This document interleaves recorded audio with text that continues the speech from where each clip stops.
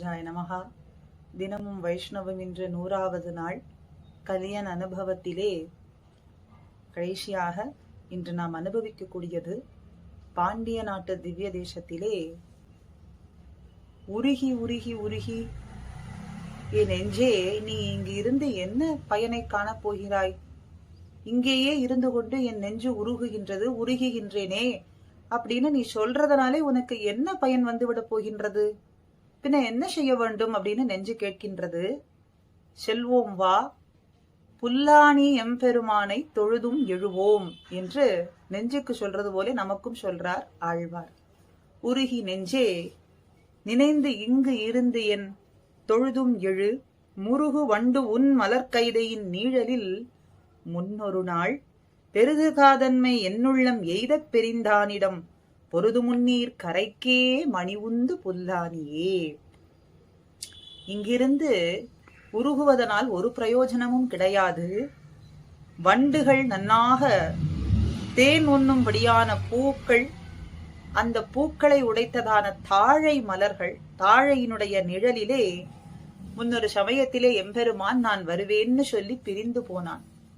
அப்படி பிரிந்து போனவன் எழுந்தருளி இருக்கக்கூடிய இடம் எங்கே அப்படின்னு பார்த்தால், அந்த பெருமான் உறையும் இருப்பிடம்தான் கடலானது எப்பொழுதும் அலையெறிந்து கொண்டிருக்கும்படியான கரையிலே ரத்தனங்களை எல்லாம் கொண்டு வந்து கொழித்து கொண்டே இருக்கும்.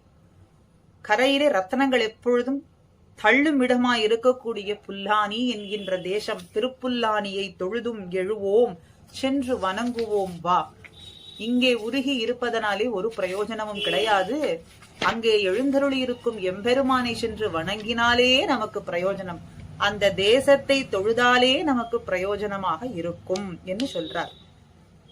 இந்த இடத்திலே தொழுதும் எழு என்று சொல்லும் பொழுது பிராட்டி பெருமாளை பிரிந்து அசோகவனத்தில் இருந்த காலத்திலே ஹனுமானிடத்துல சொன்ன வார்த்தை, இனி 1 மாதத்திற்கு மேல் நான் இங்கே ஜீவிக்க மாட்டேன்னு சொன்னாள்.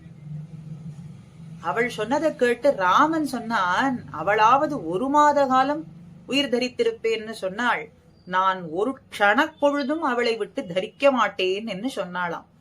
அப்படி நாயகியை காட்டிலும் நாயகனுடைய ஆற்றாமை துயரம் அதிகம் அப்படிங்கிறது தெரிகின்றது. இப்ப இந்த இடத்துல இதை எதுக்காக சொல்றார்?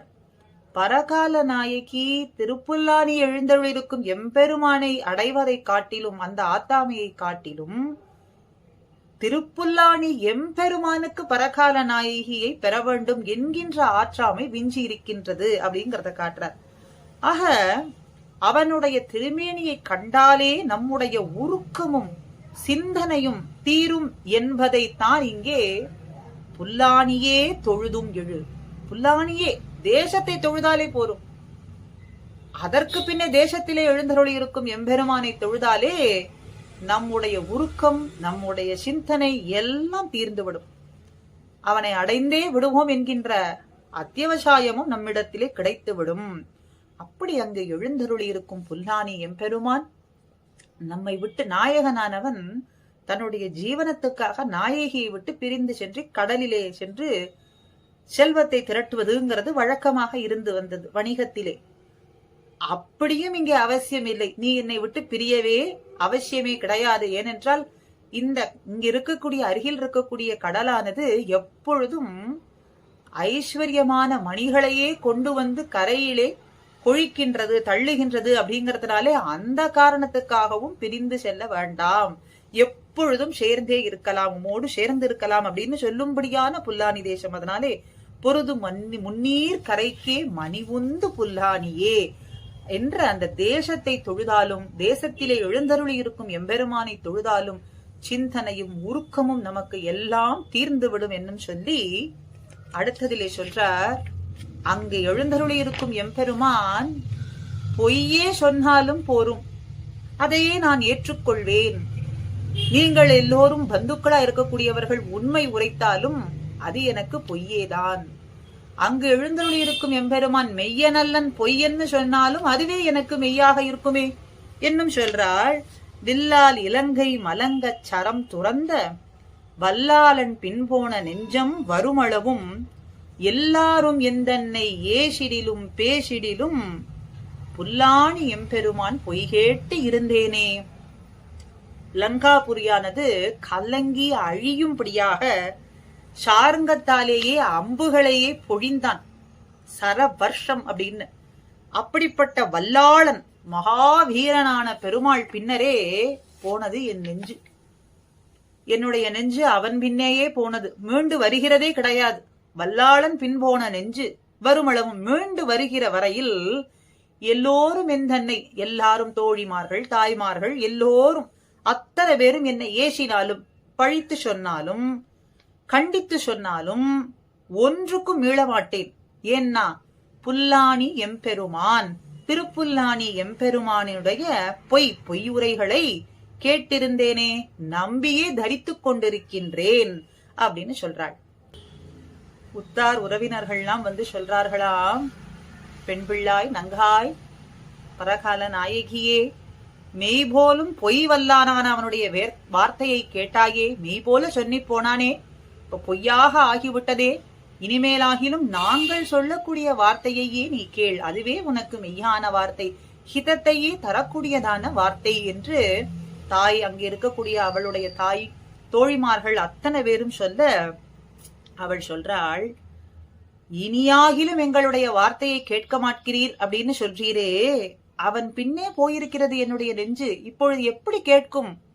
உங்களுடைய வார்த்தையை எப்படி கேட்கும்? என் நெஞ்சு என்னிடத்திலேயே இல்லையே, அவன் பின்னே சென்று விட்டது. அந்த நெஞ்சு திரும்பி வரட்டும், பின்னே என்ன செய்வதுன்னு பார்ப்போம். அப்படியே செய்வோமே. அவன் பின்னே போயிருக்கிற நெஞ்சு திரும்பி வரட்டும், அப்படியே செய்வோம் என்று சொல்றாள். ஆக புல்லாணி எம்பெருமான் பொய் கேட்டிருந்தேனேன்னா, எம்பெருமானை தவிர மற்ற அத்தனை பேர்களும் மெய்யே சொன்னாலும் கூட அவை கொண்டு எனக்கு ஒரு காரியமும் கிடையாது. எம்பெருமானது வார்த்தை பொய்யான வார்த்தை என்று சொன்னாலும் அது தவிர எனக்கு வேறு ஒரு புகழே கிடையாது என்றும் சொல்றாளாம்.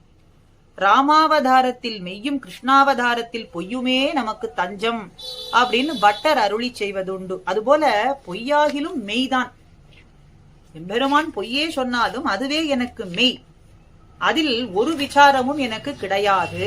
மற்றையவர்கள் மெய்யே சொன்னாலும் அது எனக்கு பொய். ஏன்னா எம்பெருமான் பொய் சொன்னதையே மெய்யாக கொள்வேன். எதனாலேனா எம்பெருமானுடையது அப்படிங்கறதுனாலேயே அதை தரித்திருப்பார்கள்.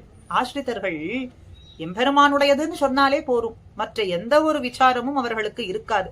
அதனால எம்பெருமானுடையது என்றே தரித்திருக்கும்படியா இருப்பேன் அப்படிங்கறதையும் இந்த இடத்திலே பரகால நாயகி மிக அழகாக இந்த இடத்துல காட்டி கொடுக்கிறாள்.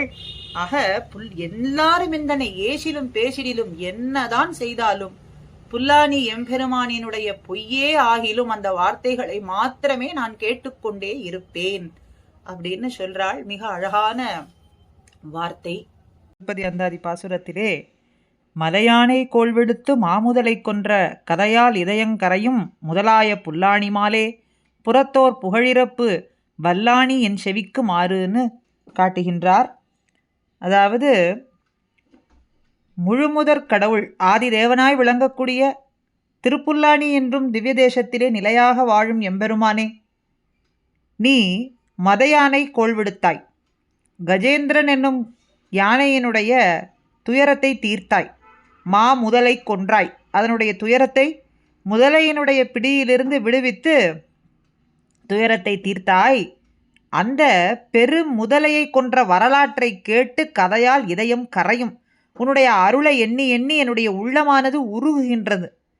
அப்படி புல்லாணி மாலே, என் செவிக்கு உன்னுடைய புகழ் அல்லாது பிற தெய்வங்களினுடைய புகழ் இருக்கே, அது வல் ஆணி என் செவிக்குமாறு, கொடிய இரும்பு ஆணி போல பொருந்தாதவைகள்தான். உன்னுடைய புகழ் தவிர மற்ற தேவதைகளினுடைய தேவதாந்திரங்களினுடைய நாமம் கூட என்னுடைய காதுக்கு கொடியதான இரும்பு ஆணி போல பொருந்தாதவைதான் அப்படின்னு காட்டுறாராக. புல்லாணி மாலே, உம்முடைய புகழே என்னுடைய செவிக்கு ஏற்றது, நாவுக்கு ஏற்றது, சிந்தைக்கு ஏற்றது, இந்த ஜீவனுக்கு ஏற்றது அப்படின்னு இங்கே பிள்ளை பெருமாள் ஐயங்காரும் காட்டுகின்றார்.